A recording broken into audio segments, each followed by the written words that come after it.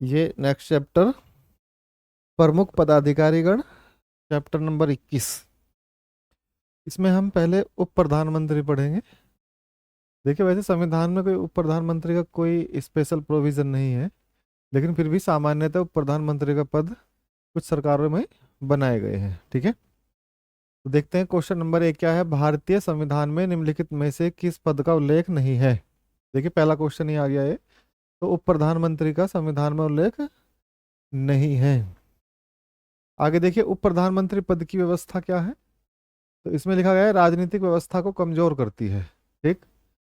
आगे देखिए, भारतीय परिस्थितियों में उप प्रधानमंत्री प्रधानमंत्री का प्रतियोगी होता है, मुख्य सहायक होता है, साथी होता है, मार्गदर्शक होता है। प्रतियोगी का मतलब क्या है। देखिए, उप वैसे तो ये सहायक के रूप में ही काम करते हैं, लेकिन अगर कभी प्रधानमंत्री नहीं होते तो वो क्या करते हैं, उप प्रधानमंत्री जो है उनकी भूमिका में आ जाते हैं। लेकिन वह तभी होता है जब कोई सरकार उप प्रधानमंत्री का गठन करे या ऐसे पद का गठन करती है। तो भारत के प्रथम उप प्रधानमंत्री कौन है। तो सरदार वल्लभ भाई पटेल भारत के प्रथम उप प्रधानमंत्री रहे। इस उप प्रधानमंत्री के कार्यकाल के दौरान दो दो उप प्रधानमंत्री एक साथ नियुक्त किए गए। मोरारजी देसाई जी के समय में 1967 से 69 के दौरान भारत के उप प्रधानमंत्री कौन कौन रहे हैं। चौधरी चरण सिंह और बाबू जगजीवन राम। संवैधानिक दृष्टि से यदि देखा जाए तो उप प्रधानमंत्री निम्न में से किसके समकक्ष होते हैं। तो वो कैबिनेट मंत्री के समकक्ष माने जाते हैं। ठीक है, अब तक कितने व्यक्ति भारत के उप प्रधानमंत्री पद पर नियुक्त रह चुके हैं। 7 व्यक्ति। उप प्रधानमंत्री के पद के बारे में निम्नलिखित में से कौन सा कथन पूर्ण सत्य है। संविधान में उप प्रधानमंत्री के पद का प्रावधान नहीं है और न ही संवैधानिक मान्यता उन्हें प्राप्त है। ठीक है, निम्नलिखित में से कौन उप प्रधानमंत्री नहीं रहे। बीडी जत्ती। तो ये 10 क्वेश्चन इसमें थे। हालांकि क्वेश्चन नहीं पूछा जाता एग्जाम में, लेकिन फिर भी कभी कभी क्वेश्चन रखा मिल जाता है। तो विपक्ष के नेता के बारे में देखते हैं। विपक्ष के नेता के बारे में क्या प्रावधान है। लोकसभा में विरोधी दल के नेता के रूप में मान्यता देने के लिए उसके दल के सदस्यों की कुल संख्या सदस्यों की संख्या से कम कितने प्रतिशत होनी चाहिए। तो कुल सदस्यों की संख्या का कितने प्रतिशत, ये कम से कम 10% होनी चाहिए। तो लगभग 55 लोग होने चाहिए। ठीक है, क्वेश्चन नंबर, लोकसभा में मान्यता प्राप्त विरोधी दल के नेता को निम्नलिखित में से किसके समान सुविधाएं और मान्यताएं प्रदान की जाती हैं। तो कैबिनेट मंत्री के रूप में उन्हें। लोकसभा का विरोधी दल के पहले मान्यता प्राप्त नेता थे तो कौन थे। राम सुभग सिंह। आगे देखिए, क्वेश्चन नंबर 4, राज्यसभा में विपक्ष का प्रथम नेता कौन है। कमलापति त्रिपाठी। इस व्यक्ति को सर्वप्रथम 1977 ईस्वी में विपक्षी दल के नेता के रूप में मान्यता मिली और कैबिनेट मंत्री के समान वेतन आदि दिया गया। तो ये कौन है। Y B Chauhan. निम्नलिखित में से कौन लोकसभा में विरोधी दल के नेता पद पर कभी नहीं रहे हैं। मनमोहन सिंह जी कभी विरोधी दल के नेता नहीं रहे। तो इसमें देखिए आगे क्या है, लोकसभा। तो इसमें क्वेश्चन जो चैप्टर इसका थर्ड बनता है, इसमें लोकसभा अध्यक्ष यानी कि स्पीकर की बात करते हैं। तो ये छोटे छोटे चैप्टर हैं। तो क्वेश्चन नंबर 1, लोकसभा अध्यक्ष का चुनाव कौन करता है। लोकसभा के सदस्य। लोकसभा के स्पीकर का निर्वाचन यानी कि उनका जो अध्यक्ष है उनका निर्वाचन कौन करता है। लोकसभा के सभी सदस्यों के द्वारा उनका निर्वाचन होता है। लोकसभा का अस्थायी अध्यक्ष किसके द्वारा नियुक्त किया जाता है। राष्ट्रपति के द्वारा। ये प्रो टाइम स्पीकर की बात कर रहे हैं। लोकसभा अध्यक्ष निम्नलिखित में से किस रूप में शपथ लेते हैं। लोकसभा के आम सदस्य के रूप में। तो ये क्वेश्चन कई बार पूछा जाता है कि लोकसभा के अध्यक्ष लोकसभा अध्यक्ष के रूप में शपथ लेते हैं। ये कभी नहीं, वे सामान्य सदन के सदस्य के रूप में ही शपथ लेते हैं। लोकसभा अध्यक्ष को पद की शपथ ग्रहण कौन कराता है। तो ये है आपके चुनाव। शपथ ग्रहण की आवश्यकता नहीं होती। क्यों। क्योंकि वो अध्यक्ष पद की शपथ लेते ही नहीं है। वो किसकी शपथ लेते हैं। सामान्य सदस्य पद की शपथ लेते हैं। आम चुनाव के बाद अल्पकालीन अध्यक्ष जो लोकसभा का ज्येष्ठतम सदस्य होता है। ज्येष्ठतम का मतलब जो सबसे वरिष्ठ होता है, सबसे उम्र दराज कह सकते हैं जिसे, या बहुत कार्य का अनुभव हो, तो उस व्यक्ति को लोकसभा का जो ऐसा सदस्य होता है उसको अल्पकालीन अध्यक्ष यानी कि प्रोटाम अध्यक्ष बना दिया जाता है। जो सदस्य लोकसभा अध्यक्ष का चुनाव करते हैं वे कौन होते हैं। लोकसभा से। क्वेश्चन नंबर 8, लोकसभा अध्यक्ष अपना पद कब खाली करता है। तो अगली लोकसभा के गठन के बाद। लोकसभा अध्यक्ष अपना त्यागपत्र किसको देता है? लोकसभा उपाध्यक्ष को। लोकसभा के अध्यक्ष को किस प्रकार पद से हटाया जा सकता है? लोकसभा के सदस्यों द्वारा साधारण बहुमत से संकल्प पारित किया जाता है। क्वेश्चन नंबर 11, लोकसभा अध्यक्ष को प्रतिमाह वेतन के रूप में कितना रुपया मिलता है? 1,25,000। देखिए ये क्वेश्चन अब किसी काम का नहीं है क्योंकि इसमें अपडेट हो चुका है, तो इसको अपडेट कर लेना है। लोकसभा अध्यक्ष के संबंध में निम्न में से कौन सा कथन सही है? यदि वह त्यागपत्र देना चाहे तो उसे अपना त्यागपत्र लोकसभा उपाध्यक्ष को देना होता है। निर्णायक मत देने का अधिकार किसको होता है? स्पीकर को निर्णायक मत देने का अधिकार होता है, मतलब अध्यक्ष को। लोकसभा के अध्यक्ष को केवल टाई रहने पर मत देने का अधिकार होता है। टाई रहने का मतलब है जब दोनों मत बराबर हो जाएं, ठीक है। जब सदन में वोटिंग बराबर हो जाती है तो एक निर्णायक मत कौन देता है? अध्यक्ष। आगे देखिए, लोकसभा का अध्यक्ष किसको संबोधित लेख द्वारा अपना पद त्याग करेगा? लोकसभा के उपाध्यक्ष। देखिए राष्ट्रपति उपराष्ट्रपति की तरह है, ठीक है। तो ऐसे ही लोकसभा अध्यक्ष और उपाध्यक्ष का, यदि लोकसभा के अध्यक्ष उपाध्यक्ष दोनों के पद रिक्त होते हैं तो सदन की बैठक की अध्यक्षता कौन करेगा? सिंपल सी बात है, जो वरिष्ठ होगा, ठीक है। तो सदन द्वारा अनुमोदित चेयरपर्सन के पैनल के प्रथम सदस्य, ठीक है। तो सिंपल वही बात कही गई है। आगे देखिए, लोकसभा सचिवालय प्रत्यक्ष पर्यवेक्षण के अधीन है। गृह मंत्रालय के, लोकसभा अध्यक्ष के, संसदीय मंत्रालय के। तो इसमें कौन आ जाएगा? लोकसभा अध्यक्ष के। तो लोकसभा सचिवालय ये क्या कह रहे हैं? प्रत्यक्ष पर्यवेक्षण, यानी कि जो उनकी सचिवालय की कार्यवाही है उनके अध्यक्ष की बात करें, किसके अधीन होती है? लोकसभा अध्यक्ष के अधीन। संसद के दोनों सदनों के बीच गतिरोध की स्थिति में संयुक्त अधिवेशन की अध्यक्षता कौन करता है? तो ये बात आपको पता ही है, स्पीकर करते हैं इस बात। लोकसभा में किसी विधेयक को धन विधेयक के रूप में कौन प्रमाणित करता है? यानी कि धन विधेयक होगा या नहीं होगा, या कौन सा विधेयक धन विधेयक है या नहीं है, ये लोकसभा अध्यक्ष तय करते हैं। निम्नलिखित में से किस समिति का पदेन अध्यक्ष लोकसभा अध्यक्ष होता है? तो नियम समिति के अध्यक्ष जो लोकसभा अध्यक्ष होते हैं। आगे देखिए, क्वेश्चन नंबर 21, लोकसभा में गणपूर्ति कोरम पूरा होने की स्थिति में लोकसभा अध्यक्ष क्या कर सकता है? तो सदन का स्थगन कर सकता है, सदन का निलंबन। देखिए गणपूर्ति हो जाती है अगर, तो फिर तो कार्यवाही शुरू होनी जरूरी है। अगर गणपूर्ति नहीं होती है तो कार्रवाई शुरू नहीं होगी। किसी भी सदन की बात है ये, चाहे लोकसभा हो, चाहे राज्यसभा, चाहे विधानसभा। अगर गणपूर्ति नहीं है तो सदन की कार्रवाई शुरू नहीं की जाएगी। तो इसमें बिल्कुल उल्टी बात कही गई है कि लोकसभा अध्यक्ष क्या कर सकते हैं? वो कुछ नहीं कर सकते। उन्हें कुछ क्या करना होगा? उन्हें सदन की कार्रवाई चलानी होगी। और गणपूर्ति कितनी होती है?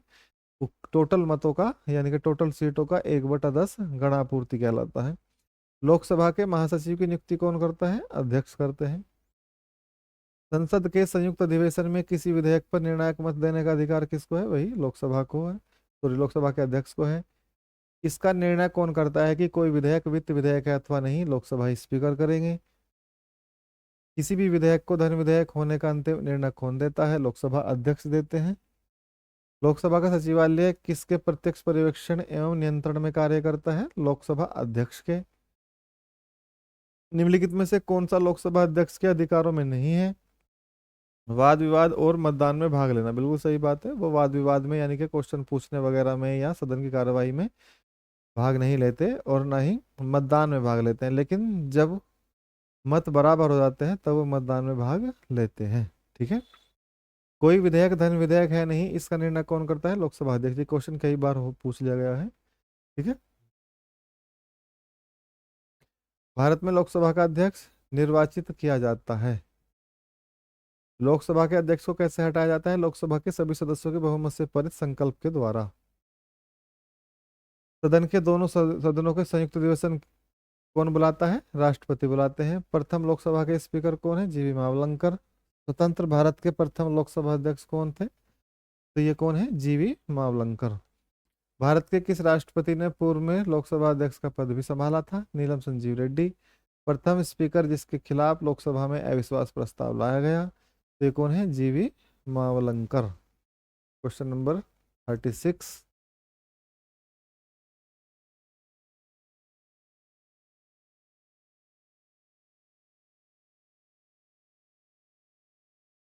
निम्नलिखित में से कौन लोकसभा के अध्यक्ष के पद पर 2 अवधियों के लिए निर्वाचित नहीं हुए हैं? बलिराम भगत।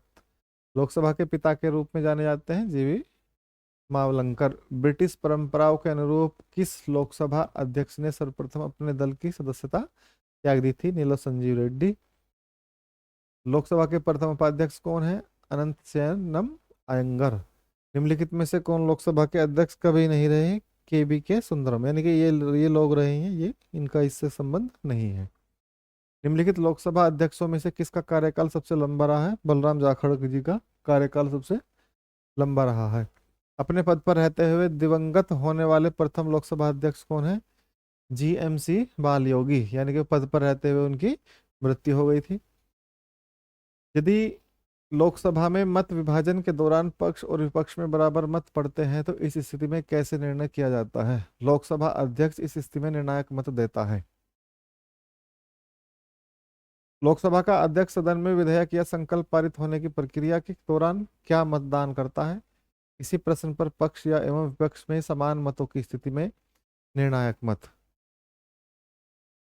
अध्यक्ष तथा उपाध्यक्ष की अनुपस्थिति में सदन का कार्य सुचारू रूप से चलाने के लिए अध्यक्ष द्वारा कितने सभापतियों की एक नामावली तैयार की जाती है? 6 लोगों की। भारत में लोकसभा अध्यक्ष पद की स्थिति निम्न में से किसके समान है? इंग्लैंड के हाउस ऑफ कॉमन्स के अध्यक्ष की तरह। लोकसभा में विपक्ष के किसी दल के नेता के रूप में मान्यता किसके द्वारा दी जाती है? लोकसभा अध्यक्ष के।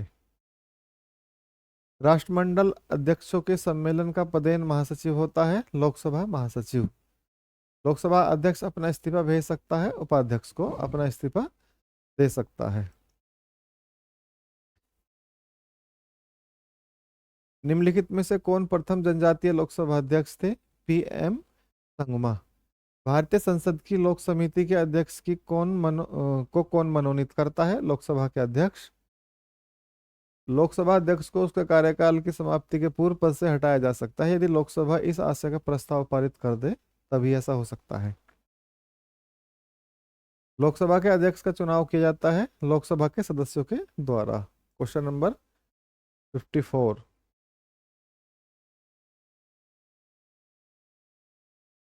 भारत में किसी विधेयक को धन विधेयक कौन प्रमाणित करता है? लोकसभा का अध्यक्ष। संविधान का निम्न अनुच्छेद में से कौन एक निबंधित करता है कि मत बराबर होने की दशा में लोकसभा ने ये वही सवाल है, बस इसको घुमा के पूछ लिया गया है। ये पूछना चाह रहे हैं कि मत बराबर होने की स्थिति में कौन निर्णायक मत देता है, उसका जो अनुच्छेद पूछा गया है, तो वह अनुच्छेद 100 में ये बात कही गई है। ये यूपी पीसीएस 2015 का क्वेश्चन है, अच्छा क्वेश्चन है। कोई विधेयक धन विधेयक है, इसकी निश्चय कौन करेगा? लोकसभा का अध्यक्ष। लोकसभा के अध्यक्ष राष्ट्रपति द्वारा मनोनीत किया जाता है, गलत है। देखिए, लोकसभा का अध्यक्ष राष्ट्रपति द्वारा मनोनीत किया जाता है, तो इसमें अगर प्रोटेम अध्यक्ष लिखा होता है तो ये बात सही होती। प्रधानमंत्री द्वारा मनोनीत किया जाता है, ये गलत है। उपराष्ट्रपति द्वारा मनोनीत किया जाता है, ये गलत है। तो इसमें से कोई नहीं रहेगा, ठीक है। स्पष्टतः क्वेश्चन नहीं पूछा गया है, ये आरआरबी वगैरह ऐसे क्वेश्चन पूछते हैं, ठीक। अब देखिए, अगला चैप्टर है महान्यायवादी, ठीक है। अगला चैप्टर क्या है? महान्यायवादी। तो महान्यायवादी का पहला क्वेश्चन देखिए, भारत सरकार का प्रथम विधि अधिकारी कौन है? भारत के महान्यायवादी। ये कौन है? कैग कहते हैं इन्हें, सॉरी ये कैग नहीं कहते, वो कैग होते हैं कंट्रोलर एडिटर जनरल। ये महान्यायवादी क्या होता है? महान्यायवादी होता है भारत के सरकार का वकील, समझ लीजिए इसको। भारत में अटॉर्नी जनरल या महान्यायवादी की नियुक्ति कौन करता है? भारत के राष्ट्रपति इसकी नियुक्ति करते हैं। ये संवैधानिक पद है, ठीक है। तो कोई भी संवैधानिक पद होता है उसकी नियुक्ति राष्ट्रपति ही करते हैं। भारत सरकार को कानूनी विषयों पर परामर्श कौन देता है? Attorney general. तो सरकार का क्या है? ये सरकार का वकील है। ये कहाँ पे? कोर्ट में। कहाँ पे? सुप्रीम कोर्ट में प्रैक्टिस करते हैं, ठीक है। किसकी तरफ से? सरकार की तरफ से। भारत सरकार का मुख्य विधि परामर्शदाता कौन है? सॉलिसिटर जनरल या अटॉर्नी जनरल। तो ये कौन है? अटॉर्नी जनरल ऑफ इंडिया, जिसे भारत के महान्यायवादी कहा जाता है। निम्नलिखित में से वह व्यक्ति कौन है जो संसद सदस्य नहीं होता लेकिन जिसे संसद को संबोधित करने का अधिकार है? संबोधित करने का मतलब ऐसा नहीं है कि वो संबोधित करेंगे राष्ट्रपति की तरह, वो सामान्यतः वहां पे बहस कर सकते हैं, वाद विवाद प्रक्रिया में भाग ले सकते हैं, ठीक है, लेकिन वोटिंग नहीं कर सकते। इन्हें यह अधिकार नहीं होता, बस इन्हें वहां पे बात करने का, बोलने का अधिकार है। तो कौन है वो? भारत के महान्यायवादी। संसद के प्रत्येक सदन की कार्यवाही में संसद का सदस्य न होते हुए भी कौन भाग ले सकता है? महान्यायवादी। निम्नलिखित में से कौन लोकसभा की कार्यवाही में भाग तो ले सकता है किंतु मतदान नहीं कर सकता? पूछ लिया गया है क्वेश्चन। तो ये कौन है? भारत के महान्यायवादी। क्वेश्चन नंबर 8, अटॉर्नी जनरल निम्नलिखित में से किसी संसद के दोनों सदनों में बोलने, अन्य कार्यवाहियों में सम्मिलित होने, किसी भी संसदीय कमेटी का सदस्य बनने का भी अधिकार होता है, लेकिन वोट देने का अधिकार नहीं होता। तो भारत के महान्यायवादी, क्या भारत का महान्यायवादी संसद के किसी भी सदन या उसकी समिति की बैठक में अपना वक्तव्य रख सकता है? बिल्कुल रख सकता है। आगे देखिए, निम्नलिखित का महान्यायवादी कब तक पद धारण करता है? राष्ट्रपति के प्रसाद पर्यंत। तो देखिए, राष्ट्रपति के प्रसाद पर्यंत का मतलब क्या है? क्योंकि राष्ट्रपति उनकी नियुक्ति करते हैं, तो राष्ट्रपति ही उन्हें हटा सकते हैं। ठीक है, इसी को प्रसाद पर्यंत कहते हैं। वैसे कार्यकाल 5 वर्ष होता है, लेकिन ये 5 वर्ष कहना सही नहीं है, क्योंकि ये प्रसाद पर्यंत कार्य करते हैं, तो 5 वर्ष से पहले भी हटा सकते हैं इनको।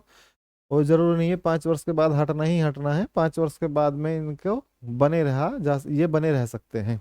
ठीक है, कहीं भी ये नहीं लिखा हुआ कि इनका कार्यकाल 5 वर्ष होगा, कहीं किताबों में आपको मिल जाएगा, लेकिन वो गलत होता है।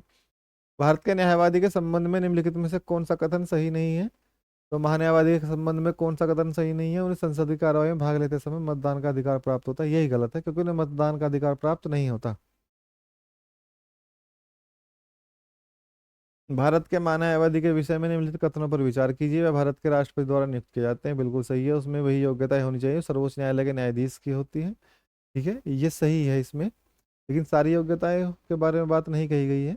उसे संसद के किसी भी एक सदन का सदस्य होना चाहिए, नहीं, ये गलत है। संसद द्वारा महाभियोग लगाकर उसे हटाया जा सकता है, ये भी गलत है। तो 1 और 2 दोनों सही हैं, 3 और 4 गलत है। महान्यायवादी को कितना वेतन मिलता है? इसको अपडेट कर लेंगे। ठीक है, भारत के संविधान भारत के किस अनुच्छेद के अंतर्गत राष्ट्रपति द्वारा भारत के महान्यायवादी की नियुक्ति होती है? तो अनुच्छेद 76। एक गैर सदस्य के रूप में संसद के किसी भी सदन का या कार्यवाही में भाग ले सकता है। कौन है? महान्यायवादी।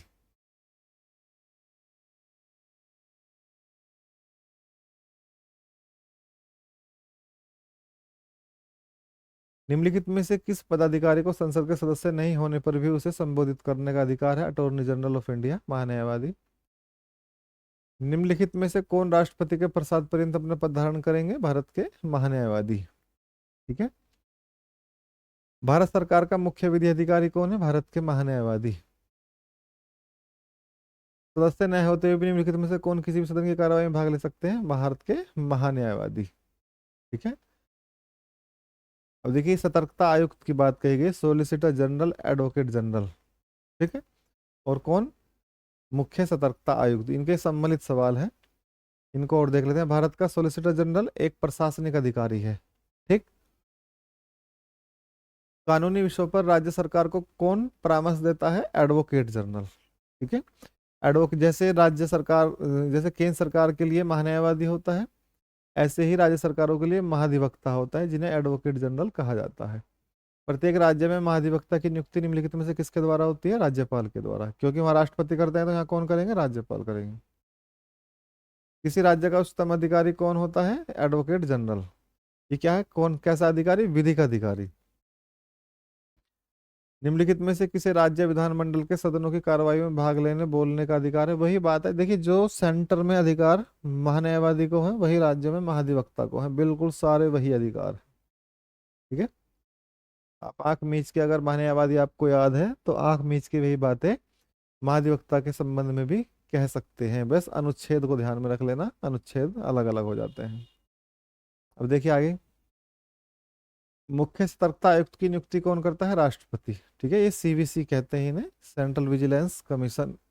तो सेंट्रल विजिलेंस कमीशन के मुख्य कौन होंगे? Central vigilance commissioner. तो इन्हें कहते हैं मुख्य सतर्कता आयुक्त। निम्नलिखित कथनों पर विचार कीजिए। भारत में राज्य के महाधिवक्ता की नियुक्ति भारत के राष्ट्रपति द्वारा संबंधित राज्य के राज्यपाल की अनुशंसा पर की जाती है। तो किसकी महाधिवक्ता की बात करते हैं? तो राज्यपाल जी करेंगे। सिविल प्रक्रिया संहिता के उपबंधों के अनुसार राज्य स्तर पर उच्च न्यायालयों की मूल अपीलीय तथा सलाहकारी अधिकारिता होती है। बिल्कुल, इसमें तो क्या पूछ रहे हैं, कौन से सही हैं? तो इसमें मूल अपीलीय सलाहकारी अधिकारिता, सलाहकारी नहीं है बल्कि सिविल, ये सिविल लिखा हुआ है, तो सिविल ना होकर ये कैसा है? आपराधिक। सिविल प्रक्रिया संहिता नहीं है, बल्कि ये कैसी है? आपकी जो क्रिमिनल प्रोसीजर कोड है वो। तो इसमें कोई सा भी सही नहीं रहेगा। तो जिला कलेक्टर किस अधिकारी के अधीनस्थ कार्य करते हैं? संभागायुक्त। तो जिला कलेक्टर किसके अधिकार? संभागायुक्त के अनुसार के अधीनस्थ कार्य करते हैं, जो कमिश्नर होते हैं उनके अधीन। भारत सरकार के सर्वोच्च शासकीय अधिकारी कौन है? भारत के मंत्रिमंडलीय सचिव। भारत के मंत्रिमंडलीय सचिव सचिव कौन होते हैं? जिन्हें कैबिनेट सचिव कहते हैं। ठीक है। राज्य का उच्चतम विधि अधिकारी निम्नलिखित में से कौन है? Advocate general. तो देखिए, सामान्य बात कहूं कि सर्वोच्च शासकीय अधिकारी कौन है, तो वे हैं आपके मंत्रिमंडलीय सचिव, या कैबिनेट सचिव भी कह सकते हैं उन्हें, कैबिनेट सेक्रेटरी कहते हैं जिन्हें, आईएएस अधिकारी होते हैं। और ये विधि विधि का अधिकारी कौन होते हैं? Advocate general. ये राज्य की बात कर रहे हैं, ये भारत सरकार की बात करते हैं। अगर इसमें केंद्र सरकार की बात करेंगे तो फिर कौन रहेंगे? अनुच्छेद 76 के तहत महान्यायवादी। अब ये कौन है? महालेखा परीक्षक, कैग। ये देखिए, नियंत्रक एवं महालेखा परीक्षक। तो नियंत्रक और महालेखा परीक्षक में भारत के संपरीक्षा लेखा प्रणालियों का प्रधान कौन होता है? भारत का नियंत्रक महालेखा परीक्षक। ठीक है। क्वेश्चन नंबर 2, केंद्र सरकार के व्यय को नियंत्रित करने की शक्ति किस में निहित होती है? नियंत्रक महालेखा परीक्षक में। ये देखिए, जो सरकार की जो संचित निधि होती है वही सरकार का पैसा होता है। तो केंद्र सरकार का जो व्यय होता है वो कहाँ से करती है? उसका कोई अपनी जेब से थोड़ा ही करेगी। तो जो सरकार का पैसा है, यानी कि जो जनता का पैसा है टैक्स का, वही कैसा है, वही संचित निधि में जाके रखा जाता है। तो उसी का ऑडिट करने का अधिकार किसको है? कैग को, नियंत्रक महालेखा परीक्षक को।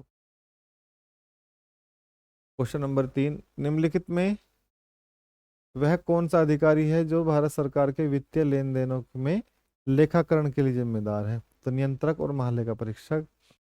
भारत का नियंत्रक यानी महालेखा परीक्षक कैग किसके लिए मुख्य लेखाकार लेखा परीक्षक के रूप में काम करता है? संघ तथा राज्य सरकारों के लिए। देखिए, वैसे संघ के लिए करता है, लेकिन राज्य सरकार के लिए भी कर सकता है अगर राज्य सरकार इसके लिए बोले तो। लेकिन केंद्र सरकार के आदेश पर ये राज्य सरकार की ऑडिट भी कर सकता है। लेखा परीक्षण का मुख्य उद्देश्य किसके व्यय पर नियंत्रित होता है? कार्यपालिका के व्यय पर। भारत के केंद्रीय स्तर पर लेखांकन और लेखा परीक्षण किसके अधिकार क्षेत्र में आता है? कैग के। तो कैग कौन है? नियंत्रक महालेखा परीक्षक। भारत के कैग की नियुक्ति कौन करते हैं? राष्ट्रपति करेंगे, बिल्कुल। अनुच्छेद 148 के तहत निम्नलिखित में से किसके द्वारा भारत के नियंत्रक महालेखा परीक्षक के पद का सृजन किया गया है? संविधान में इनका सृजन है। तो ये कंट्रोलर एंड एडिटर जनरल सेवानिवृत्त होते हैं 6 वर्ष के बाद या 65 वर्ष की आयु पूर्ण होने पर। भारत के नियंत्रक महालेखा परीक्षक को पद से केवल किसके द्वारा हटाया जा सकता है? भारत की संसद के दोनों सदनों में संबोधित उपरांत राष्ट्रपति के द्वारा। यानी कि वो प्रस्ताव संसद में लाया जाएगा, दोनों संसद के सदन पास करेंगे, राष्ट्रपति उस पर साइन करेंगे और कैग को हटा दिया जाएगा। नियंत्रक महालेखा परीक्षक को पद मुक्त किया जा सकता है उसी प्रकार जिस प्रकार उच्चतम न्यायालय के न्यायाधीश को हटाया जाता है। किन आधारों पर दोष सिद्धि करने के बाद संसद के दोनों सदनों को 2/3 बहुमत से प्रस्ताव पारित कर भारत के नियंत्रक महालेखा परीक्षक को पद से हटाया जा सकता है? कदाचार और अक्षमता, ये दोनों ही शब्द लिखे हुए हैं संविधान में, कदाचार और अक्षमता। निम्न में से किस सेवानिवृत्त पदाधिकारी को सरकार के अधीन किसी पद पर नियुक्त करने को या करने पर वर्जना है? ये कंट्रोलर, वही कैग की बात कर रहे हैं। तो क्वेश्चन नंबर 15,